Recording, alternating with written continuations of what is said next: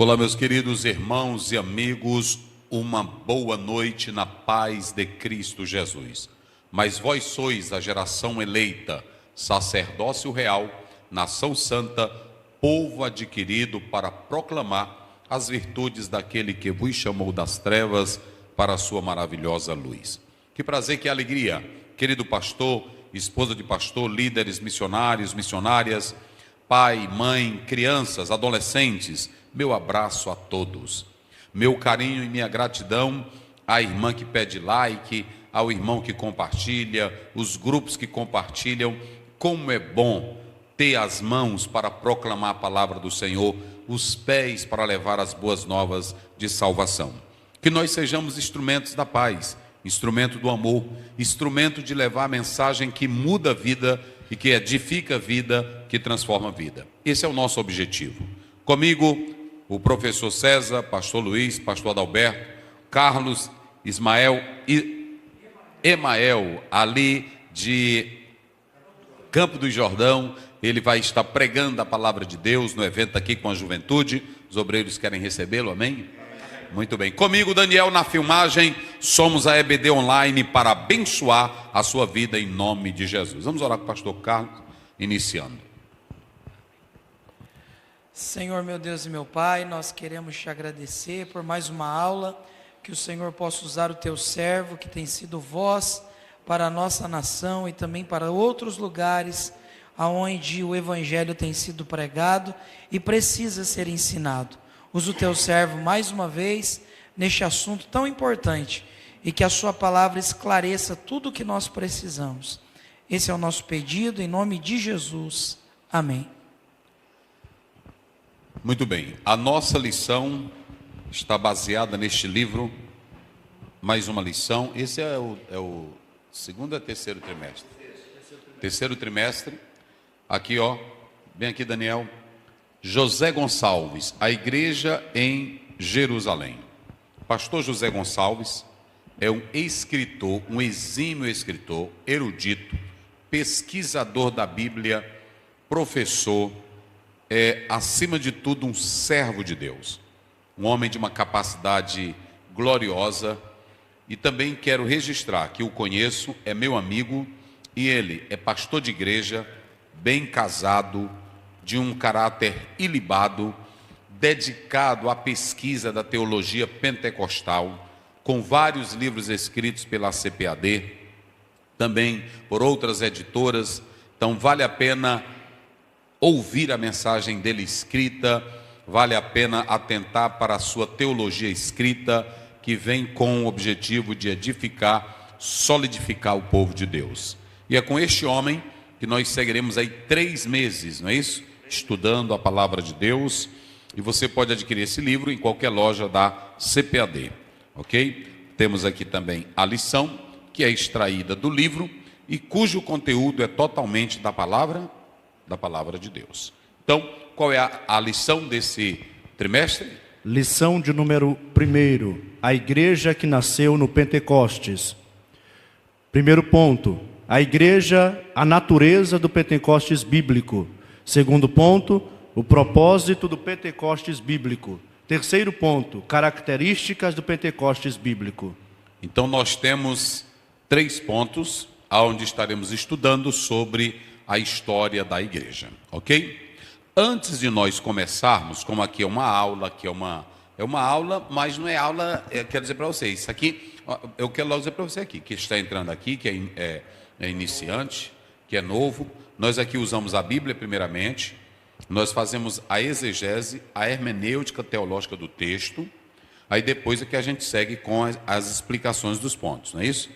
Só que durante a nossa exposição, nós já estamos fazendo a análise dos pontos que a lição aborda. Isso porque o texto ou os capítulos da lição são extraídos de ontem, do texto. E aqui ninguém é doido, nós sabemos o que é ser professor, nós sabemos o que é ter didática e sabemos o que é metodologia. Certo? Agora, eu estou falando da palavra de Deus. Quando a gente fala da palavra de Deus, ao mesmo tempo que eu prego, que eu ensino, eu posso ser profeta, eu posso ser o pastor, eu posso ser... É diferente. Estou logo dizendo para você, eu poderia estar só aqui, né, com toda a minha performance, bem didático, né, botar os pontinhos aqui, que é assim, eu estudei, vocês estudaram, vocês que estão aí também estudaram. Um professor, como é um professor natural na sala de aula? Ele segue o projeto da escola, o plano de aula, ele pega o livro dele, coloca os apontamentos e vai discutir. E hoje ainda está assim, ele deixa os alunos debaterem. O aluno levanta, ele questiona, ele vai só explicando, olha, isso aí em 1900 e tanto. Aqui não é aula, quero dizer para vocês, aqui não é aula, aqui é ensino da palavra de Deus. E aí a gente sente alegria, a gente sente gozo, a gente chora. Onde foi que você já viu na sala de aula um aluno chorar com a geografia? Então, meu irmão, rapaz, ou uma pessoa está dando matemática e o aluno, glória a Deus, 1 mais 2 é 3, aleluia. Não, vocês já viram isso? 5 mais 5 é 10, glória, aleluia. Não é assim? O teoremas de Pitágoras, meu Deus. Não.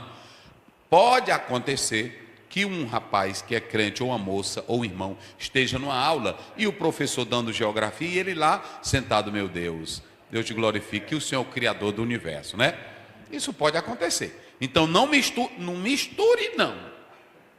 Não misture, eu quero dizer para vocês. Pronto. Então, eu estou dizendo aqui porque a gente sabe disso, não sabe? A gente sabe. Agora, um negócio é porque tem uns que, irmão, por que ele está pregando essa zoada? Por que ele não dá aula? Porque eu não sou professor lá fora. Aqui eu estou dando palavra de Deus. Era assim. Academia é uma coisa, a sala de aula normal é uma coisa. Olha, pregação e ensino da Bíblia não é retórica, não é metodologia de aula humana, é o Espírito Santo falando, irmão. Na igreja, o pastor pode ensinar baixinho, pode falar alto, aí quem é que leva a palavra no coração? Então pronto, então vamos lá, nós estamos pegando bem direitinho. Mas antes de entrar no texto, que nós vamos já explorar, já exploramos muito, nós vamos começar com perguntas que são importantes para os pentecostais. Qual é a primeira pergunta? Vamos lá. Primeira pergunta, o que foi o dia de Pentecostes? Pronto, é a primeira pergunta. O que foi o dia de Pentecostes? Chamada de festa das semanas, Shavuot, não é isso? Shavuot, chamada de festa das semanas, que na verdade contava-se 50 dias após a Páscoa, aí acontecia a festa das semanas, também chamada de festa da colheita, também chamada de a gratidão pela entrega da lei. Então nós estamos começando bem, tu está filmando, Daniel? Eu vou começar bem direitinho como catedrático hoje, né? Pronto. O Pentecoste, palavra grega que quer dizer 50, que vem da tradução da Vulgata Latina, trazida para o português, trago para o português, como sendo 50, um número que vem do grego, por isso que essa contagem, e essa expressão ela era considerada como 50 porque sucedia depois da contagem de 50 dias após a Pessá. A Pessá é uma palavra hebraica que quer dizer passar por cima, Páscoa. E dentro dessa concepção judaica elementar, essa palavra, ela tem na sua aceptividade, na sua essência, na sua natureza, dentro da sua raiz etimológica, o passar, porque o anjo da paz... Irmão, eu não tenho tempo para isso não, irmão. A Páscoa é o quê? A passagem. Pronto, não é assim? Agora, o que nós queremos dizer é o seguinte... Representa essas colocações. Primeiro, Shavuot, não é isso? Semanas, chamada também de festa das colheitas. Também era uma não está na Bíblia, isso aqui entra depois. Já expliquei isso aqui, mas entra como a celebração da entrega da lei no Monte Sinai, ok? Então, primeiramente, o Pentecostes tem isso. Você tem a revelação da Torá no Monte Sinai, capítulo 19, não é isso? Você tem o registro dessa festa em Êxodo 23, está aí no próprio texto, 23, 16, Levítico 23, 15 a 21, que aí está falando. O que acontece? qual era a vantagem da festa do Pentecoste para os judeus? Aqui, quem gosta de estudar a questão judaica, nós vamos explicar hoje. Agora, isso aqui é novo, que nós estamos trazendo aqui. Por que Pentecoste? Por que vai lá? Ao cumprir-se o dia de... Veja bem, cada festa que o judeu celebrava era uma memória, era trazer cada israelita para dentro da memória da aliança. Vocês estão entendendo? Então, quando eles faziam uma festa, era só para fazer festa? Quando eles faziam uma festa, por exemplo, a do Pentecoste, quando ele fazia a festa da colheita, quando ele fazia a festa da Páscoa, eles estavam relembrando o quê? Uma memória da aliança que Deus fez no Monte Sinai. Então Israel não fazia festa só por fazer. Cada festa que era feita, que era desenvolvida, era um chamado à memória. Era para lembrar o pacto feito com Deus. Vocês podem observar que quando Israel chegava na terra, você vê em Josué, a primeira coisa que eles faziam era renovar. Festa do tabernáculo, não era assim? Isso está em Esdras, está em Neemias. Por quê? Porque eles haviam deixado de fazer. A Páscoa, por exemplo, em Josias, ele não fez isso. Então veja que quando eles faziam essa festa, eram trazer à memória a aliança de Deus. Então, aqui nós podemos observar essa festa do Pentecoste. Mas aqui eu estou falando do Pentecoste só do ponto de vista judaico. E do ponto de vista cristão, o que acontece? Agora nós estamos em outra conotação. A festa judaica, ela acontecia quantos dias depois da Páscoa? 50. A festa do Pentecoste para os cristãos aconteceu quantos dias? Depois da ressurreição? Você tem, veja lá. Você tem 50 dias. Pronto. Então, após a ressurreição, Jesus passou quantos dias com os discípulos?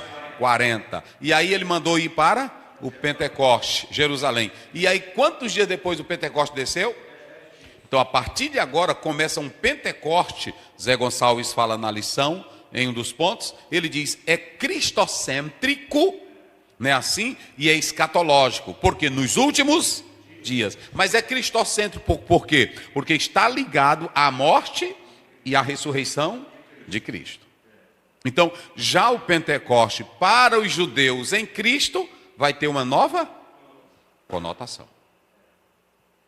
Por isso que nós estamos mostrando aqui bem direitinho para vocês. Aí veja bem, lá no Monte Sinai, quando Deus entregou a lei, houve trovões, houve fogo, houve a teofania. Em Atos 2, há manifestação, mas não é Deus descendo. Quem é descendo? É o Espírito Santo. Porque Jesus prometeu dizendo, é necessário que eu vá, porque se eu não for, o Consolador não virá. Então, o Pentecoste é diferente do Pentecoste judaico. Vamos falar isso aqui já. É diferente. Então, observem bem. Eu quero que cada crente pentecostal... Tu está filmando, irmão? Tu está filmando direitinho? Eu quero que cada crente pentecostal hoje, deixe de besteira. Vamos para a Bíblia hoje.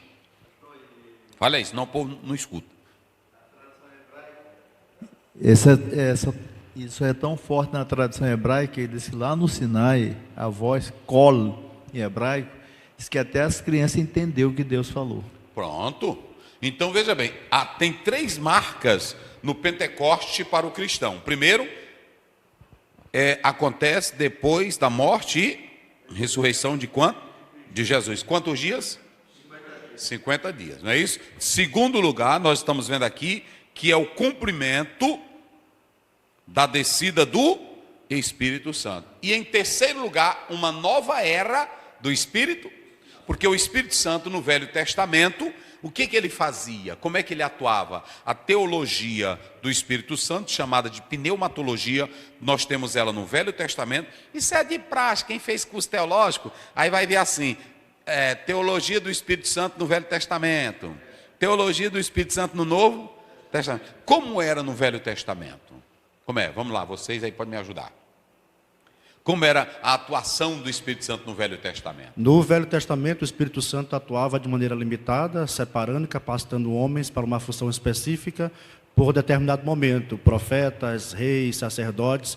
Passados os tempos daquela missão, daquela especificidade, o Espírito Santo saía e repousaria sobre outra pessoa, de forma limitada e de forma temporal. Então ele não permanecia na pessoa. Não permanecia. Ele tinha uma missão esporádica e saía. Específica, e saía. Pronto, isso está claro em todo o Velho Testamento. Mas na nova era, como é que vai o Espírito Santo ficar?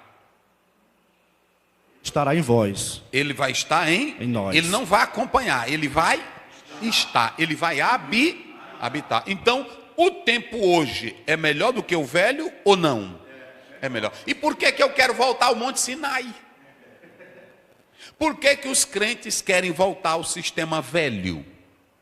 Então vamos aprender definitivamente. Pentecoste judaico, eu já expliquei o que é o Pentecoste judaico, não é isso? E Pentecoste cristão.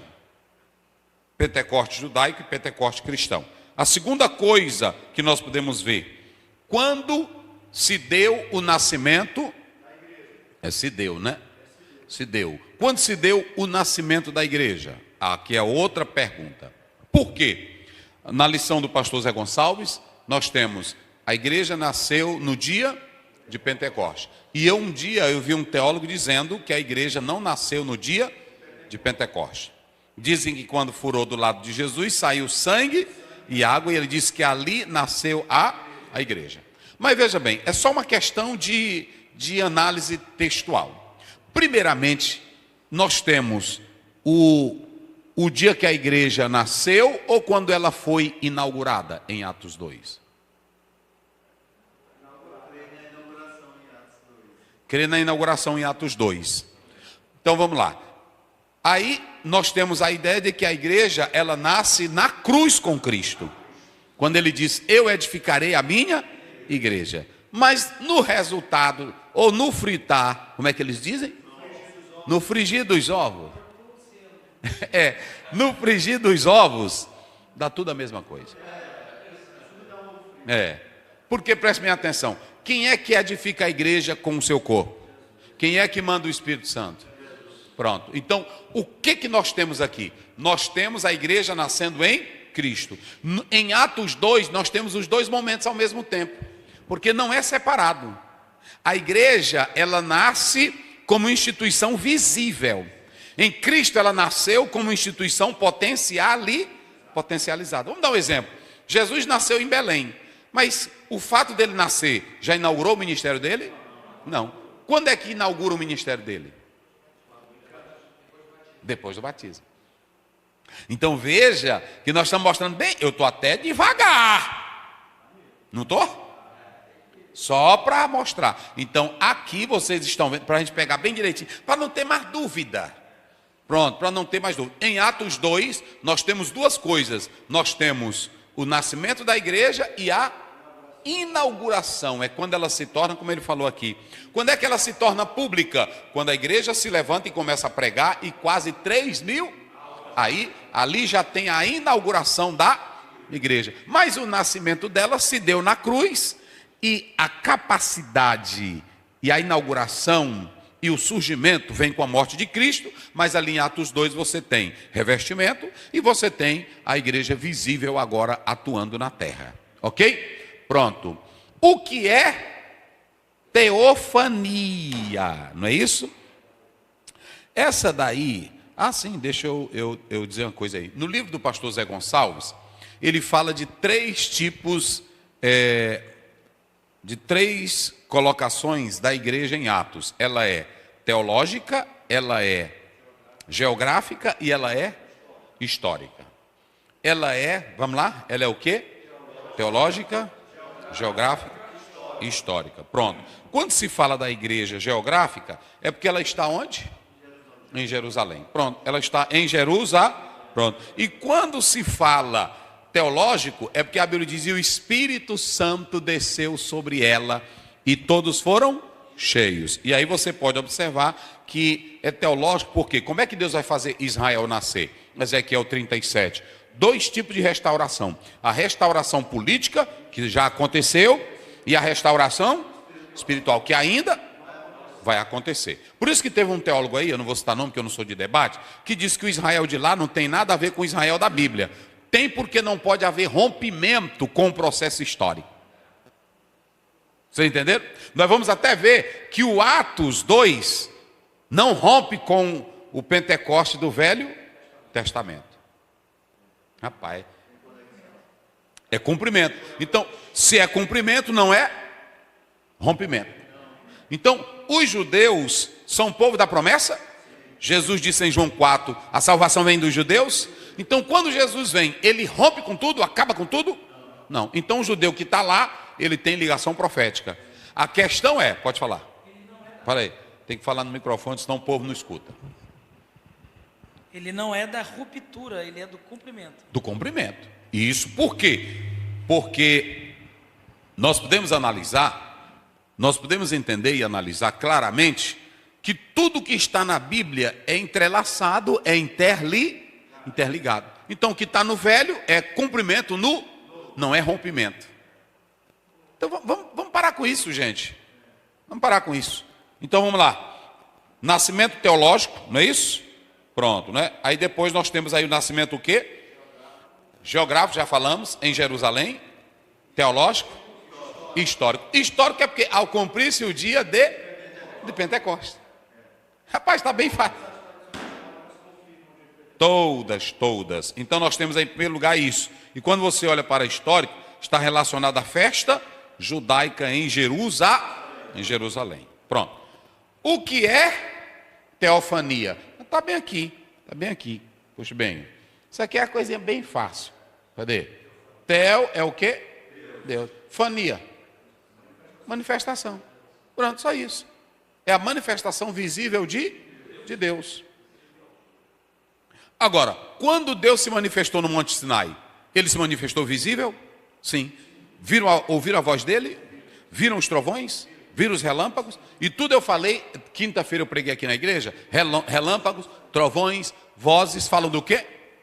Força, glória e poder. Pronto. Então, quando ele se manifesta no Sinai, que ele treme tudo. Eu pergunto, lá no Sinai, teve alguém fazendo reteté? Epa, bota pra cá. Teve alguém fazendo reteté? Teve alguém rodopiando? Teve alguém caindo no chão? Moisés mandou, gente, a glória de Deus se manifestou aqui. A glória está grande. Carrega ele, caiu. Tem?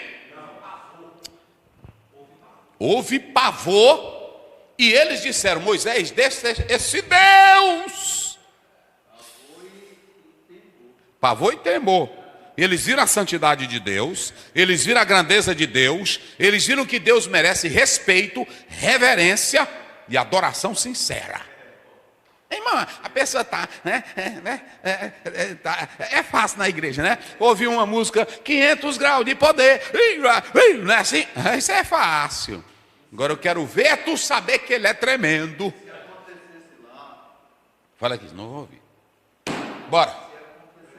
Até dava para passar, porque ele não tinha revelação completa, ele não tinha nem Bíblia ainda. Ah, é verdade, se acontecesse lá, deles pularem, rolarem, caírem, aí tudo bem, não era completa ainda, estava em processo. Não tinha nem Bíblia ainda. Não tinha. Aí Deus se manifestou no Sinai.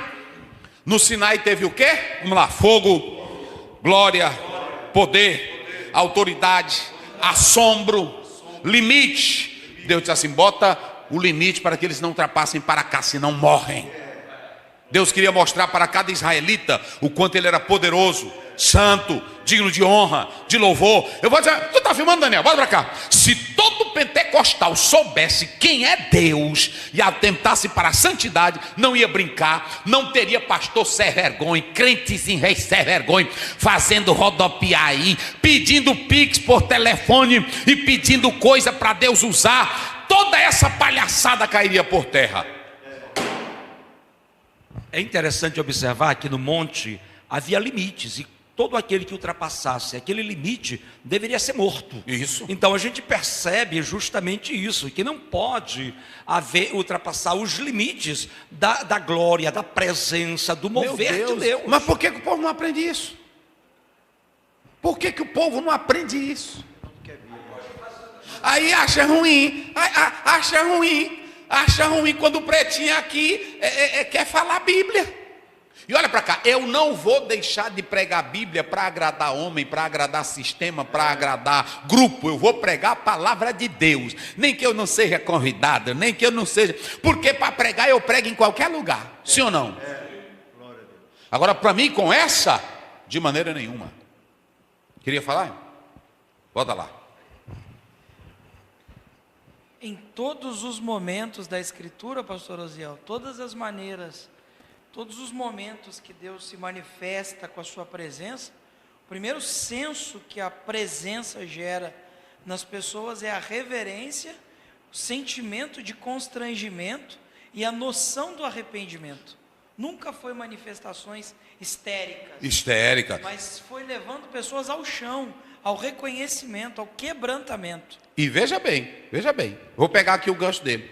Alguém está proibindo o crente de glorificar? Não. Nós estamos proibindo o crente de adorar a Deus? Não. Nós estamos proibindo o crente de levantar a mão e dizer glória, e até ele pode pular, pode ou não pode? Ele está errado? Não, nós estamos falando das palhaçadas.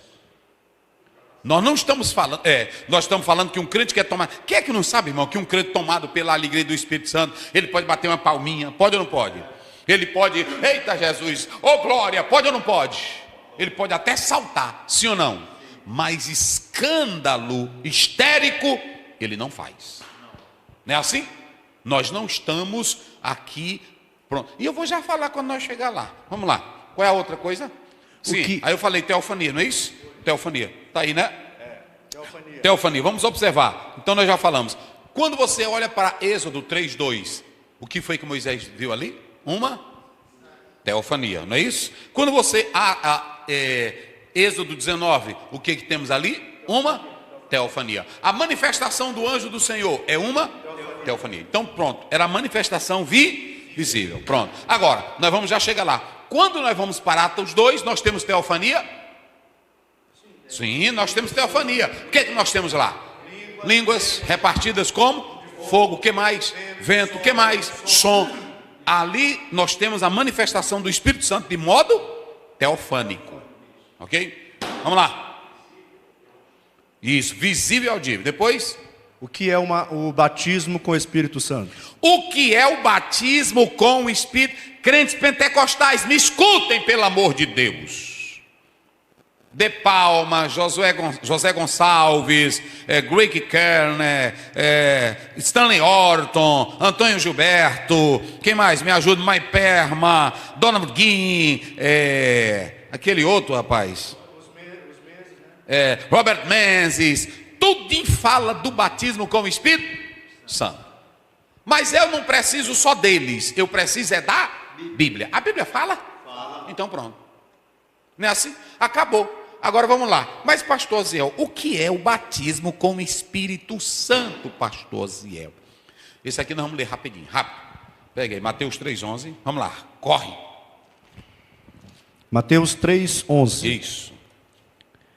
E eu, na verdade, vos batizo com água para o arrependimento, mas aquele que vem após mim é mais poderoso do que eu. Eu não sou digno de levar as suas sandálias. Ele vos batizará com o Espírito Santo e com fogo. Pronto, agora vamos lá.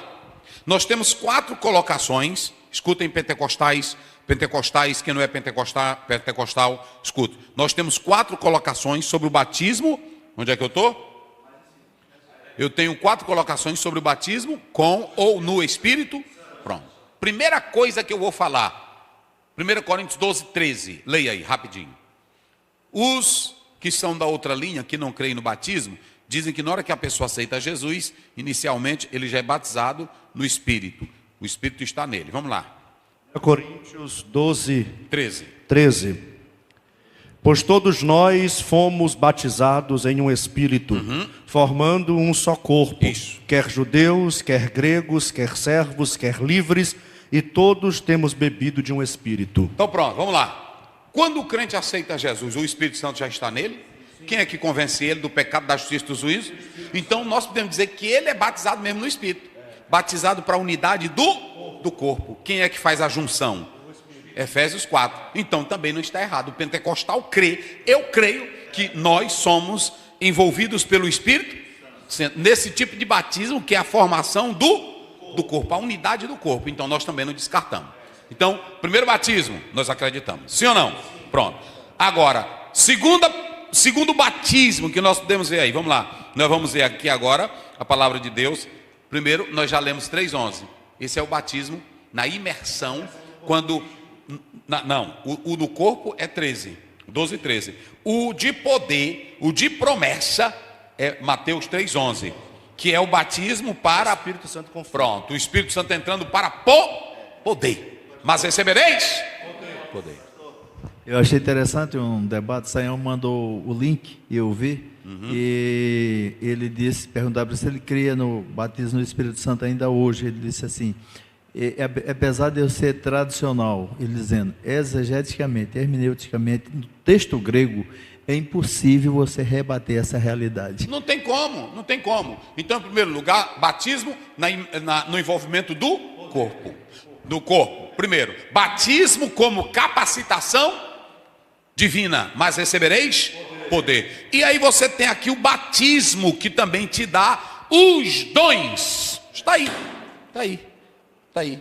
Quando você lê 12, vamos lá, 1 Coríntios 12:4. 12:4. Isso. Ora, há diversidade de dons, mas o Espírito é o mesmo. Isso. Aí você vai ler, aqui o Espírito Santo, ele te envolve, ele te capacita para os dons. Só que nós temos que analisar que são coisas distintas, todas vindo do mesmo Espírito. Quem é que capacita com os dons? O Espírito. Quem é que batiza para poder? E quem é que une o corpo? Mas está falando todo do mesmo batismo? Não. Aí a fonte é só uma, gente. Mas é diferente. Quando o Espírito Santo me toma para o dom de línguas, uma capacitação de um dom, ele está me usando para uma função, a edificação do corpo, não é assim? Quando ele me envolve no corpo, ele está fazendo com que eu faça parte do corpo de Cristo, a formação que Jesus deu à vida e formou a igreja lá no Calvário. Mas quando é para mim sair para o mundo pregando o evangelho, sem medo, expulsando o diabo, o cão, eu vou na unção de quê? Que é o batismo para evangelho. Pronto, aí você tem. Onde é que está? O que é o batismo? O que é o batismo com o Espírito Santo, não é isso?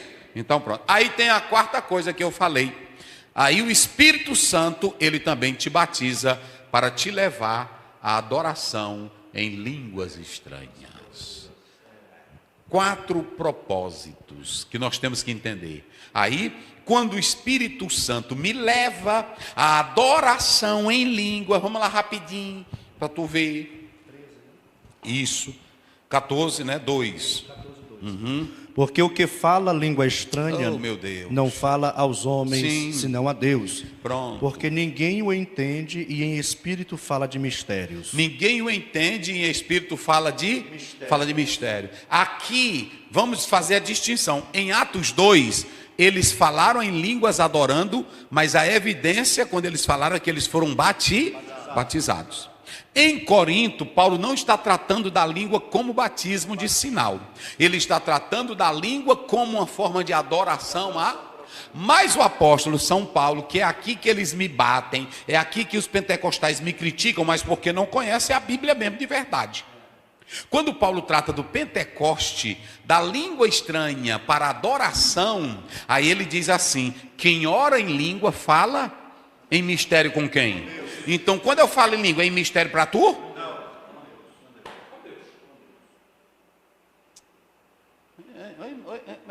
Bota para cá. Por que tu me critica? Dizendo que eu sou contra, que eu... Irmão, olha para cá. Quer dizer que eu tenho que andar todo tempo no meio da rua, né? Lalalaia, lalalaia, lalalaia, lalalaia, lalalaia, lalalaia. Ou na hora que eu pegar no microfone, é assim que Paulo está ensinando? Paulo diz que nós oramos e eu oro em línguas. Olha para cá, se tu não sabia, eu vou fazer como um fariseu agora, porque às vezes você me força a ser fariseu.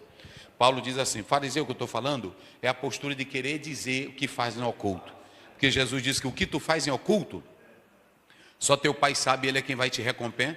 Pronto. Agora preste bem atenção. O apóstolo São Paulo, ele proíbe alguém falar língua estranha em público? Não. Ele proíbe? Não. Só que ele está dizendo o seguinte, que se alguém fala na congregação, tem que atentar para a decência e a ordem. Porque as línguas estranhas não são sinal de exibição de espiritualidade. Primeiro, a língua estranha, ela é a maior prova de espiritualidade? O que é a maior prova de espiritualidade? É o fruto ou o dom? Então, em primeiro lugar, o fruto. Agora, quando eu falo línguas estranhas na igreja, eu posso falar aqui, se eu estou com o microfone, se eu, no espírito, eu posso fazer isso, né? Pronto, eu posso disparar em línguas, em adoração naquele momento, de uma comunidade crente que está em adoração. Nós podemos explodir adorando em línguas? Sim, não tem pecado nenhum nisso. Agora, quando eu quero usar a língua como se fosse um sinal de espiritualidade e de poder só para impressionar os outros, para dizer que eu sou crente, tá certo? Aí Paulo diz, porque quem fala, só ele mesmo entende Deus. O irmão que está ali está me entendendo? Não, pronto. Então ele diz, quando eu falo em línguas, quando eu oro em línguas, eu estou falando em mistério com... Mas ele diz outra coisa, quem fala em língua, esse é o 5, vamos lá, rapidinho. Corre aí. Como é que diz?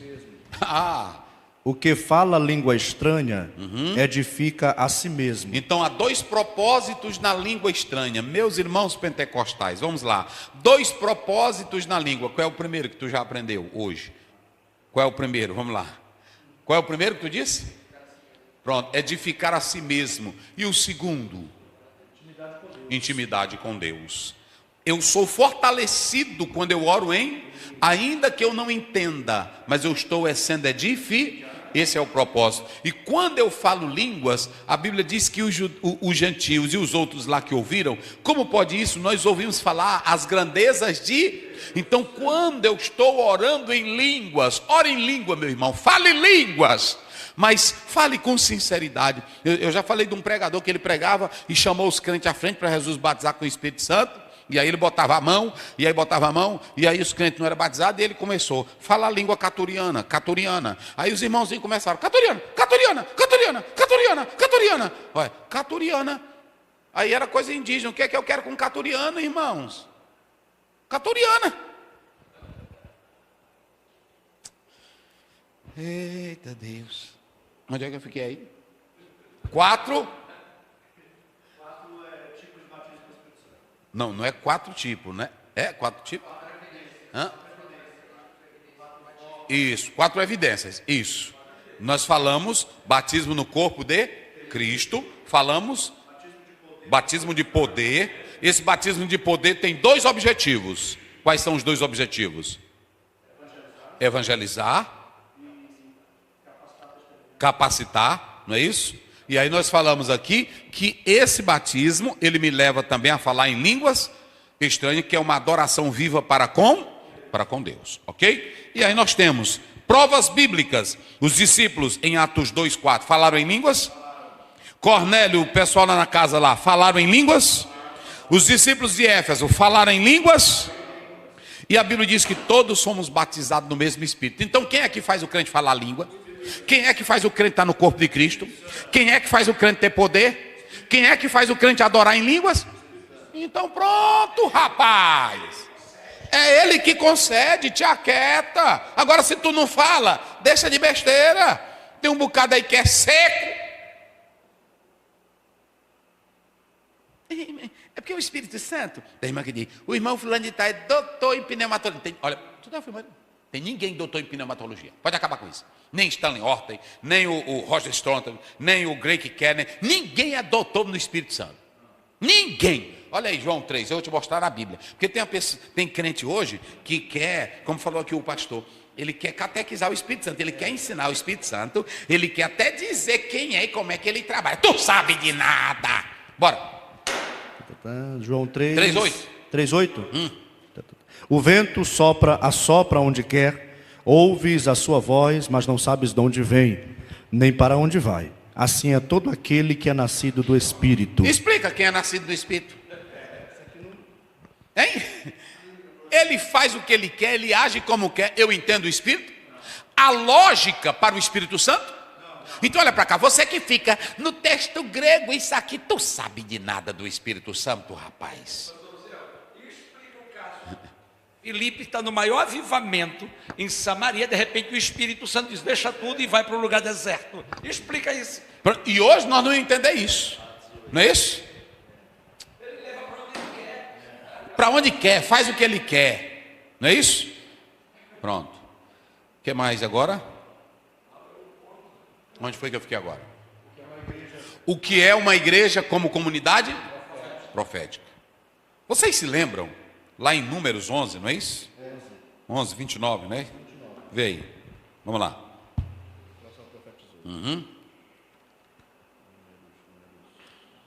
11:29. Isso. 11:29. Porém, Moisés lhe disse: Tens tu ciúmes de mim? Tu tens ciúme de mim? Vai. Tomara que todo o povo do Senhor fosse profeta. Pronto. Então, Deus começou no Sinai, depois você lê Gênesis, Êxodo 19:6. Toda a comunidade de Israel, Deus chamou para ser, ou seja, para falar do nome de Deus, para falar o mundo da grandeza para espalhar toda a força e o ato salvador de Deus. Então, todos foram chamados para serem profetas. Só que o próprio povo, comunicadores, isso, comunicadores, não é profeta que eu estou, vê bem mesmo, assim diz o Senhor, não é esse aí não, é por isso que ele fez bem me lembrar. Aonde ele chegasse, ele ia comunicar. A menina na casa de Naamã foi profeta? Oh glória, oh glória, se o meu Senhor estivesse lá em Samaria, eita, foi profeta ou não foi? A Noemi foi profeta com a vida? Ruth disse: não peça para eu ir embora, porque o teu povo é o meu e o teu Deus. Oh rapaz, era comunicadores da palavra. Aonde chegasse eles iam falar até o Jonas desviado foi profeta. Foi ou não foi? Quando os homens disseram: de onde é tu, rapaz? Quem é o teu Deus? Qual é o teu ofício? Ele disse: gente, eu sou hebreu, servo do Deus Altíssimo. Aonde um judeu chegaria, ele tinha que ser o quê? Profeta, que é o quê? Um comunicador das coisas de Deus. Isso, o Navi do hebraico, ele está falando isso, né? De falar. Oh rapaz, por que ele não aprende isso? Tem um bocado aí que dentro da igreja é tanta profetada, mas quando sai da igreja, ele não tem coragem de falar nem para o patrão dele que Jesus é Deus. Então vamos lá, aqui onde é que eu estou? Uma igreja como comunidade? Então Moisés queria que todos fossem, mas naquele tempo estava restrito. Só quem era profeta era quem poderia proclamar. Só quem era rei era quem poderia reinar. E só quem era, o que mais?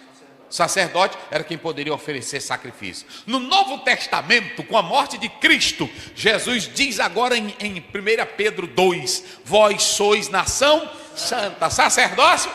Nós somos a comunidade profética. Eita rapaz. Aí quando você olha para Joel 2, 28, 29, o que ele diz? Vós profetiza.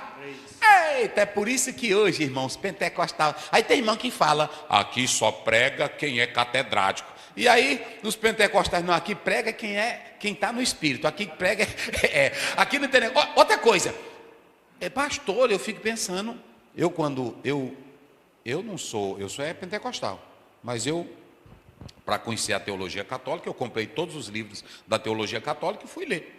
E aí uma coisa na teologia católica é o alto clero e o baixo clero. Só que eu estava lendo no original, o grego, na igreja não tem nem alto clero e nem baixo.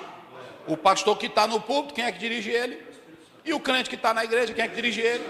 Então pronto, acabe com essa história, irmão. Eu quero dizer que os irmãos leigos, leigo de quê? Leigo de quê? Hein?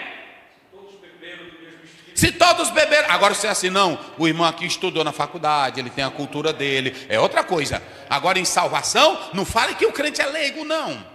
Olha, na Assembleia de Deus não tem papa, na Assembleia de Deus não tem bispo, na Assembleia de Deus tem homens de Deus tirados do meio do povo, que também era do povo. Meu Deus do céu. Esse irmão ali tem uma potência de poder. Nada, nadinha. O mesmo Espírito que habita nele, habita. Agora o negócio é que tem gente que é mais ousado. É só isso. Tem mais coragem. É assim, ele bota para quebrar. É assim. Cada um, pronto, aí sim. Pode falar, aí sim. E algumas vezes, pastor, o maior perigo nisso tudo é que não é manifestação, é performance. Agora tu disse. Não é ousadia, é performático. É algo muito humano e nada espiritual. Porque, meu Deus do céu, esse irmão veio hoje só para... Mas é verdade, é verdade.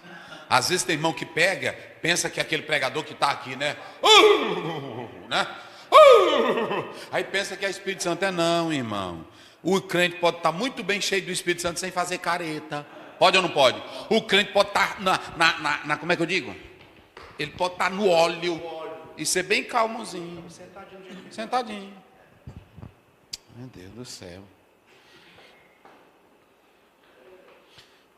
Então pronto. Vossos filhos e vossas filhas. E lá em Atos 2:18 aí ele diz: derramarei do meu espírito e vocês vão profetas. E veja o que o Espírito Santo faz quando entra. 1 Coríntios 14:3. Vamos lá. Eita glória.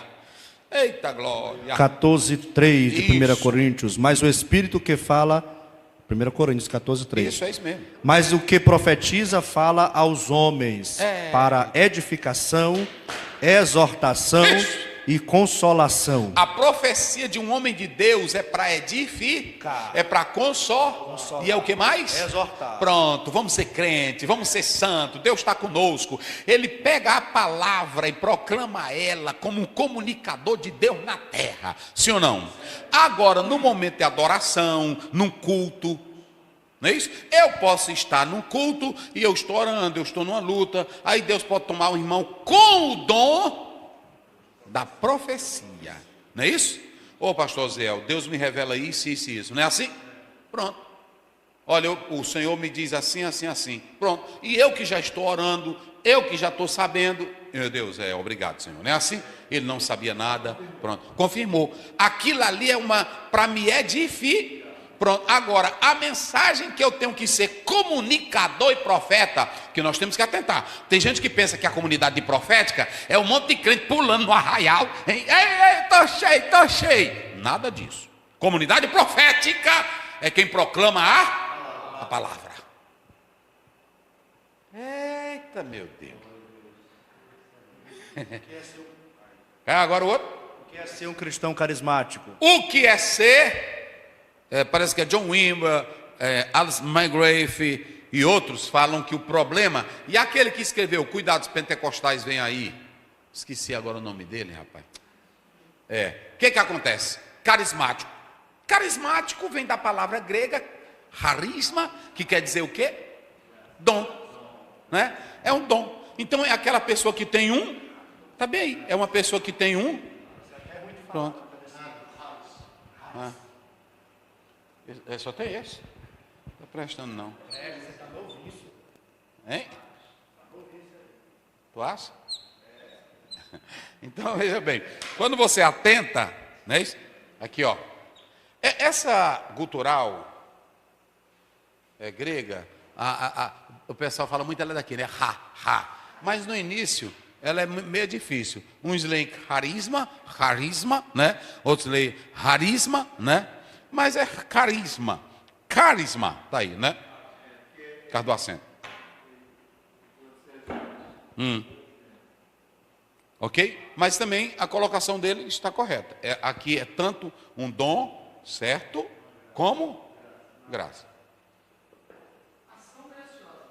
Ação graciosa. Pronto, tá aí. Ação graciosa. Aqui, pronto. Então, quando diz assim, o professor César, ele é muito carismático. Essa palavra no contexto odierno, secular, trivial, é o quê? Agradável. Cheio de graça. Agora, quando fala do pentecostal, tem 3 coisas aqui sobre ele. Quando se diz os pentecostais carismático, não é isso? É aquele que vive no Espírito. O carismático é aquele que vive os dons espirituais. Ele crê na profecia, ele crê nos dons, ele é usado. Essa é uma pessoa como? carismática. Evidente. Mas também é ter uma espiritualidade vivência. Ele vive na oração porque ele crê no poder, ele crê nos dons, ele crê na palavra revelada. Ele crê que Deus age, ele crê que Deus cura. Rapaz, eu fico pensando como é. Tu está filmando, irmão? Eu fico pensando como é que um pastor não crê que Deus batiza, que Deus renova, que Deus liberta, que Deus cura, que Deus ressuscita. Ele pode não fazer comigo, mas eu creio que ele faz. Mas tem pastor frio. Para trocar, tem pastor frio. Ele fica no culto é morto, porque ele também está morto. É verdade. Pronto, eu creio em língua, eu creio. Bota para cá, Daniel, bota para cá. Eu creio em língua, eu creio em dom, eu creio em profecia, eu creio em tudo, irmão. Pronto. E aí o que acontece? Um crente carismático, quando ele entra no culto, ele chega no culto, ele crê que aquele culto vai ter o que nele ali. Ele não é que ele vá para o culto para receber algo, ele já vem para o culto como? Pronto para fazer o quê? Pronto para adorar. Ele vem para o culto pronto para orar em línguas estranhas. Ele vem para o culto até pronto para profetizar também. Sim ou não? Fale. Pastor, mas uma das coisas que sempre mexe comigo em relação às evidências que caracterizam a fé pentecostal carismática, principalmente, sim, é a autoridade da palavra acima de tudo. Isso. A expressividade do culto, isso sempre é natural, mas não existe uma legitimidade da ação manifestacional do Espírito Santo sem a influência da missão. O grande problema é que muitos desses movimentos que se caracterizam como pentecostais, eles não dão essa ênfase à ação missional do cristão, comunicadora do cristão, na ação que caracteriza a sua maior evidência, que é a pregação, a autoridade da palavra, mas eles trocam isso por ações comportamentais. Os momentos, são as histerias, e a ação do Espírito Santo nunca foi essa. Foi levar a igreja à comunicação e à missão. Porque o que ele está falando? Ele está dizendo, aquilo que nós estamos dizendo, que a capacitação do Espírito, ela tem dois viés. Um, me edifica a mim, mesmo quando eu falo em línguas, quando eu oro em línguas, não é isso? E me leva à adoração. Mas a maior prova de que eu vivo a dimensão do Espírito é quando eu estou pronto para proclamar. É quando o Espírito Santo me enche, e aquilo que está em mim eu não quero só para mim. Eu tenho uma vocação que o propósito real do batismo com o Espírito Santo é me levar a testemunhar. Se não tiver essa concepção, perde toda a essência. Porque Atos 1:8, a igreja não vai receber poder para falar em línguas apenas. Isso. A igreja vai receber poder. Aí é só a ponta do iceberg. Exatamente. A igreja recebe poder para pregar. Para pregar. Para dar continuidade àquilo que Jesus já começou. É só que isso. Trocaram, né? Trocaram. Uma inversão de valores. E aí você vê que lá em Atos está claro, na hora, Atos 14 em diante, 2:14 em diante, na hora que Paulo começa a pregar, aliás, na hora que eles recebem, quem é o primeiro testemunhal vivo? É Pedro. Em Atos 8:4, a Bíblia diz, e os crentes que iam sendo dispersos, pregavam por toda parte. Em Atos 8 você vê o Filipe. Em Atos 6 você tem os diáconos cheios do Espírito, e se levanta logo dois. Quem são os dois? Estevão e Filipe. Ou seja, a função primordial do Espírito Santo é nos capacitar para pregar ser testemunho. Então só esse negócio de rodopiar, pular e gritar, ou fazer um grande evento para Deus mover. Ei, tu tá filmando, Daniel? Verdade de Deus, chama para cá. Verdade de Deus para todo o Brasil. Hoje todos esses eventos que trazem grandes pregadores, grandes cantores, gastando milhões para dizer que é poder de Deus, não tem nada de Deus. O real propósito da unção do Espírito e da capacitação é para ganhar almas. Não é para te levar à loucura, para tu pular até o dia amanhecer dizendo que é Deus. Porque quem ora em línguas já edifica a si mesmo. Fechamos aqui? Adoração em línguas. O irmão já disse que eu estou com 1 hora. E agora que eu comecei.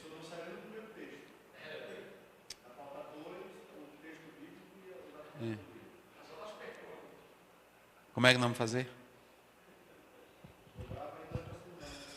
Não, vamos ver aqui. Vamos lá, orar em línguas, rapidinho, pega aí. 14:15 de 1 Coríntios. Vamos ver o que é orar em línguas.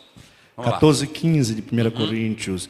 Que fareis, pois? Orareis com o Espírito, mas também orarei com o entendimento. Cantarei com o Espírito, mas também cantarei com o entendimento. Pronto. Temos 4 coisas sobre as línguas estranhas. A glossolalia, né? 4 coisas. Primeiro, orarei com o e cantarei com o Espírito. Pronto. Aqui é na dimensão espiritual. Pronto. Orar ou cantar em línguas, orar em línguas e cantar em línguas é algo promovido por quem? Pelo Espírito Santo. Segundo, é uma adoração em língua que é algo pessoal e íntimo. Nós já citamos 14, verso 2. Agora Efésios 4, verso 18 e 19. Olha a adoração em línguas. Olhe a adoração. Crente pentecostal, pega tudo isso hoje. Efésios 4, 19. 18 e 19. 18 e 19. Bora. Entenebrecidos no entendimento, separados da vida de Deus pela ignorância que há neles, pela dureza de seu coração, os quais... Efésios 5:18. Deixa eu ver aqui. Não é 4. 5:18. E não vos embriagueis com vinho, Isso. em que há contenda, mas enchei-vos do Espírito, falando entre vós... Cheio do Espírito Santo, olha o que o crente produz. Falando entre vós, com salmos, hinos, cânticos espirituais. Cânticos espirituais. Isso é adoração em línguas. Cantando e salmodiando ao Senhor no vosso coração. Está vendo? Sim. Fala aí, senão o povo não escuta.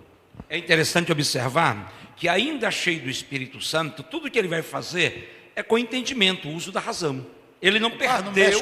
Não mexe com isso não. Porque senão eles vão se zangar comigo.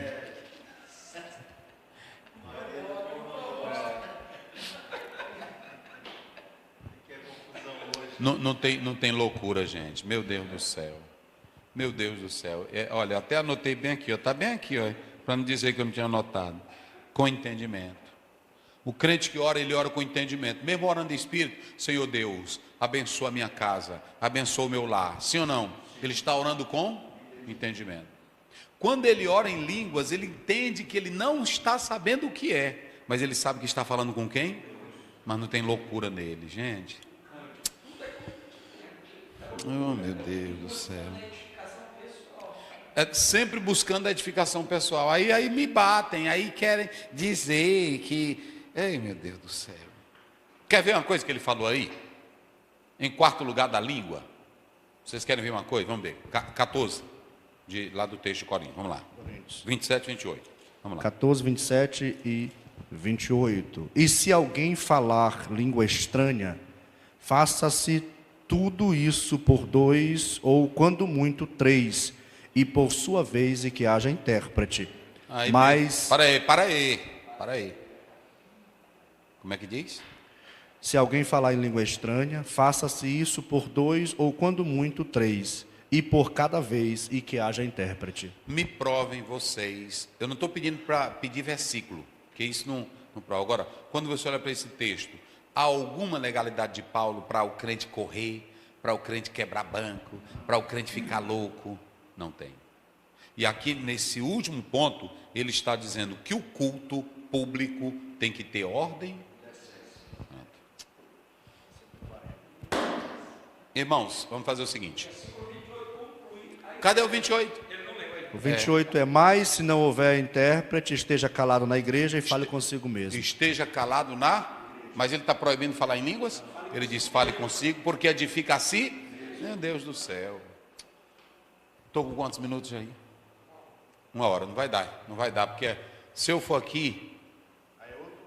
Oh, rapaz, e como é que nós vamos fazer? Vamos para o texto.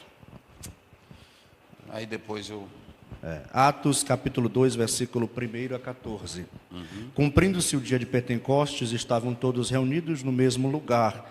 E de repente veio do céu um som como de um vento veemente e impetuoso, e encheu toda a casa em que estavam assentados. E foram vistas por eles línguas repartidas como de fogo, as quais pousaram sobre cada um deles. E todos foram cheios do Espírito Santo e começaram a falar em outras línguas, conforme o Espírito Santo lhes concedia que falassem. E em Jerusalém estavam habitando judeus, varões religiosos de todas as nações que estão debaixo do céu. E correndo aquela voz, ajuntou-se uma multidão que estava confusa, porque cada um os ouvia falar na sua própria língua. E todos pasmavam e se maravilhavam, dizendo uns aos outros: pois que não são galileus todos esses homens que estão falando? Como, pois, nós os ouvimos cada um na nossa própria língua em que somos nascidos? Partos, medos, elamitas, os que habitam na Mesopotâmia, Judeia, Capadócia, no Ponto, na Ásia, Frígia, Panfilha, Egito e partes da Líbia junto a Cirene, forasteiros romanos, tanto judeus como prosélitos, cretenses, árabes, todos temos ouvido em nossas próprias línguas falar das grandezas de Deus. E todos se maravilhavam e estavam suspensos, dizendo uns aos outros: o que quer isto dizer? E outros, zombando, diziam: eles estão cheios de mosto.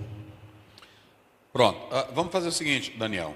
Eu tenho aqui, nós vamos marcar esta semana, se eu estiver livre, nós vamos marcar um momento para nós sentarmos num local, nós vamos discutir esses pontos. Olha o tanto aqui. Quantos tipos de línguas estranhas existem na Bíblia? Eu vou responder isso. Olha o tanto aqui ainda. Então não dá para mim, vai ficar muito grande hoje Vamos só ao texto. Primeiro, observem que o pastor colocou aqui já. Primeiro, nós temos em Atos 1 um evento histórico e o que mais? Profético. É histórico porque está ligado com o quê? Já explicamos. Está ligado com o quê? Com o Pentecoste. E é profético porque está ligado com a profecia de onde? De Joel 2, 28, de Números 11, 29. Queria que todos fossem profetas. Então, o evento que está se desenrolando no capítulo 2 de Atos não é uma invenção, não é uma meninice, não é algo novo, não é uma experiência absurda, é um evento como? Histórico e profético. Já explicamos a natureza do Pentecoste. Qual era a natureza? A natureza do Pentecoste é que o Pentecoste falava de uma festa que recolocava Israel na memória da aliança, mas também era a gratidão pela grande colheita. Tudo vai trazer. Eles estão recordando o que Jesus ensinou. É assim? Eles vão ter a maior colheita de almas, quase 3.000 almas, e eles vão ter um novo momento profético, que a partir de agora o Espírito Santo passa a habitar dentro deles. Então veja aqui, nós temos um momento histórico, um momento profético e um momento que se cumpre. A segunda coisa aqui, olha, já explicamos aqui o que era o dia de Pentecoste. Aí nós temos a promessa cumprida. Ao cumprir-se o dia de Pentecoste. O que Jesus disse em Lucas 24, 49. Ficai na cidade de Jerusalém, até que do alto sejais revestidos de poder. Aconteceu ou não aconteceu? A Bíblia diz em Atos 2, 4. Todos foram cheios do Espírito Santo. E começaram em outras, conforme o Espírito Santo lhes concedia. Quem era que concedia língua? Então, tira logo da tua mente essa ideia que o pastor fulano de tal carrega batismo com o Espírito Santo. Pode tirar isso. Um dia eu desse, o irmão diz: rapaz, convida o pastor fulano, ele tem um dom de batizar. Não existe isso. A Bíblia diz: se tu está com fome, se tu bate, se tu pede, recebe. É assim ou não é? Irmão, eu fico pensando isso. Aí pronto. Aí o que acontece? A promessa foi eu coloquei aqui, a promessa foi cumprida. Observem bem, a promessa foi... Cadê? Muito bem. Aí, a primeira vez que a Bíblia fala da vinda do Espírito Santo, e a única vez com fenômenos sobrenaturais, com sinais sobrenaturais. Quais são os sinais sobrenaturais? Vento, fogo, não é isso? Vento e fogo. E aí nós temos línguas, né, repartidas como de fogo, como está aí. Mas é a primeira vez e a única vez que se fala do Espírito Santo desse jeito aí. A Bíblia fala dele como óleo, no ato simbólico, né? A Bíblia fala dele como a água. A Bíblia fala dele como o que mais? Como fogo. A Bíblia fala dele como vento. Mas aqui ele está mostrando a teofania do Espírito Santo de uma maneira única e singular. E aí nós temos os sinais. E o que é que nós temos nesses sinais, pastor? Primeiramente, são os fenômenos da vinda do Espírito. Aí está dizendo, ele vem como fogo. Eita.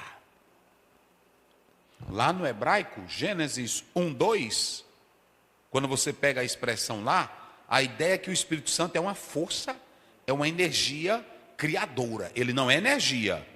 Ele não é energia, mas lá é como um gerador de... E quando você lê a história humana, diz que o primeiro elemento que trouxe segurança para o homem, o que foi? Foi o fogo.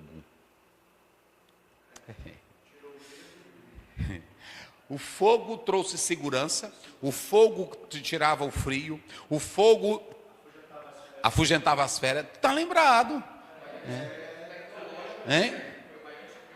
Aí, o maior descobrimento, e hoje as igrejas estão perdendo o fogo. Aí as igrejas, em vez de buscar o quê? O fogo, teria que buscar o fogo, estão buscando outras coisas. Uma igreja aquecida pelo Espírito Santo, uma igreja cheia do fogo do Espírito Santo. Ela é viva, ela não é shopping, ela não é instituição humana, ela não é sindicato, ela não é OAB, ela não é uma tradição humana. A igreja que tem o fogo, ela tem vida, porque o Espírito é gerador de quê? De vida. Eita Deus. Sim, é verdade, é verdade. Então lá vai. Aqui nós temos o Espírito Santo como fogo. E aqui nós estamos falando da ação sobrenatural do Espírito Santo de Deus. E todas as vezes que a Bíblia fala de Deus, ela fala de Deus como gelo? Você? Hein? Todas as vezes que a Bíblia fala de Deus poderoso, liga ele ou com vento ou com fogo. Ou com vento ou com fogo. Pronto. Mas a Bíblia nunca liga Deus com gelo. E Deus o grande gelo. Hein? Deus a grande neve. Tem? Hein? Deus a grande geada. Tem? Não. Vamos ver aí, Jó, rapidinho. Jó. Eu gosto da Bíblia. 37:10. Rapidinho. Depois, Gênesis 19:18. Vamos lá. Jó 37:10. 37:10. Isso. Pelo assopro de Deus se dá a geada e as largas águas se endurecem. Isso. Primeiramente, aí nós temos o vento. Vamos descrever aí. Deus, a Bíblia diz que o Espírito Santo veio como um vento. Então, o vento aí está falando de algo poderoso. É a ação espiritual. Vamos lá. Sobrinho, agora nós vamos lá para ler 2 Samuel 22:16. 2 Samuel, o Espírito Santo como vento. Ação sobrenatural. Quando se fala dele como vento, está falando de uma ação sobrenatural. Alguém controla o vento? Não. Não, pronto. Então, quando o Espírito Santo age, alguém pode impedir? Não. Agora preste bem atenção. Preste bem atenção. Não é que o Espírito Santo te pegue e você perde suas faculdades mentais, entra numa histeria, numa loucura. Aqui está falando dele como uma ação poderosa e que se você der liberdade, ele age em você. Vamos lá.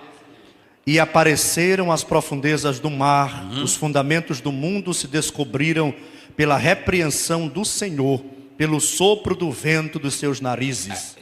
Só o nariz de Deus. Só o nariz de Deus. Eita pancada. 22:16. Rapaz. Então se Deus fizer, o que aparece? Apareceram as profundezas do mar, se separam e...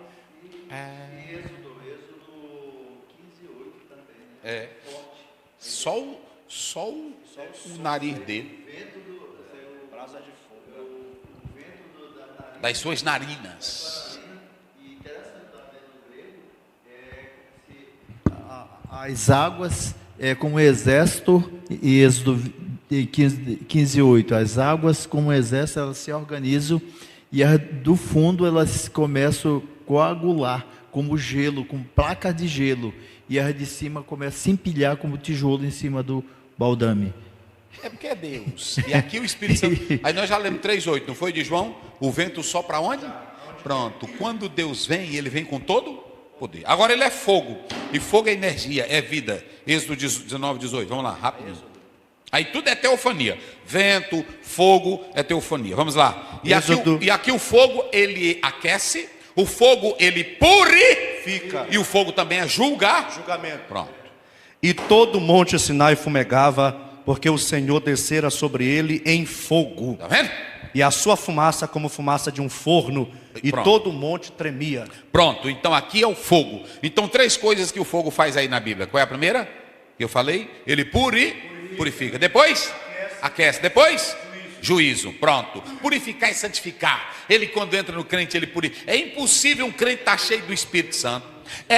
Bota pra cá, meu filho, bota pra cá. É impossível o crente estar cheio do Espírito Santo e ter a língua grande. É impossível o crente estar cheio do Espírito Santo e ser fofoqueiro. É impossível você estar cheio do Espírito Santo e ser adúltero. É impossível você estar cheio do Espírito Santo e andar roubando dinheiro da igreja. É impossível você estar cheio do Espírito Santo e ser falso. É impossível você estar cheio do Espírito Santo e andar com politicagem. É impossível você estar cheio do Espírito Santo e ser um crentinho velho, ruim, mentiroso, safado. O Espírito Santo te queima. O Espírito Santo te purifica. O Espírito Santo faz a tua alma arder. Oh, glória. Eita Deus. E aí vem a terceira coisa que ele faz. Cheios, não é assim? Esse cheio, cadê? Está aqui? Onde é que tu botou? Capacitado para pregar. Pronto. A Bíblia diz que todos foram até a tampa. Aqui não tem negócio de melado do Espírito Santo, não. Derramou. Aqui não tem negócio. Ele está quase cheio. Já batiza. Já não existe essa. Quando ele enche. Oh, rapaz, tem uma coisa que eu estava analisando. E o Stanley Orton fala isso. Quando um demônio pega uma pessoa, ela fica possessa. Ele toma conta de tudo. Da mente, não é assim? Toma conta do corpo, da expressão facial. E quando o Espírito Santo te pega. Eita glória, oh glória, a tua boca produz cânticos espirituais, línguas estranhas, não é assim, meus irmãos? Quando o Espírito Santo enche, ô irmão, estou falando uma coisa séria, eu não estou falando de brincadeirinha não. Cheios aqui do Espírito Santo aqui, é que naquele dia de Pentecostes, como a Bíblia diz, e todos começaram a falar em outras, ali deu a ideia de que eles estavam embebidos, que eles estavam o quê? Qual é a outra linguagem? Que a gente usa, saturados, dominado, pronto, é como se a água enchesse toda transbordou. Embriagado, porque pronto, ficaram dominados. Quem era que estava mandando neles agora? Quem era que estava dirigindo eles? Eita meu Deus. Foram capacitados, não é isso? E aí entra o que ele falou aqui. Pastor Imael, entra o que ele falou aqui. E eu coloquei isso aqui. Olha aqui, está aqui. Capacitação para a obra, para fazer o trabalho Então nós não somos cheios do Espírito Santo. E a primeira prova, como ele falou, que você não está cheio, que foi só emoção, é quando o Espírito Santo te enche, você não tem coragem de falar nem que Jesus é bom. Porque sempre o poder do Espírito, ele vem para a missão e para a tua edificação em adoração pessoal. Vê Lucas 1,15, rapidinho. Pronto. Vamos lá. Lucas 1,15. Porque será grande diante do Senhor, Isso. não beberá vinho, Isso. nem bebida forte, Isso. e será cheio do Espírito Santo desde o ventre. João Batista foi capacitado pelo Espírito Santo para quê? Pregar. Lucas 4,18, Jesus foi capacitado para quê? Para pregar. Os discípulos foram capacitados para quê? Então cheios. É só para pular? Fazer aviãozinho? Anjo da asa quebrada? O lutador de karatê? O cortador de cana? É para pregar o evangelho, gente. Vamos finalizar aqui dizendo o seguinte: essa experiência, porque os que não são pentecostais dizem que essa experiência aqui ela foi única e não pode ser, porque a palavra batismo, baptizo no presente do indicativo, eles dizem que essa experiência não pode ser, porque só se batiza uma vez. E aí? Bora, vocês agora. E aí? Vamos lá. Atos 13, 52. Isso. Está vendo?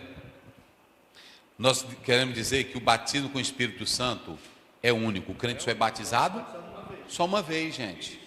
Aí a pessoa diz, então por que o crente que é batizado pode estar falando língua? Ele não está sendo batizado. Ali ele está cheio, vivendo na dimensão do Espírito.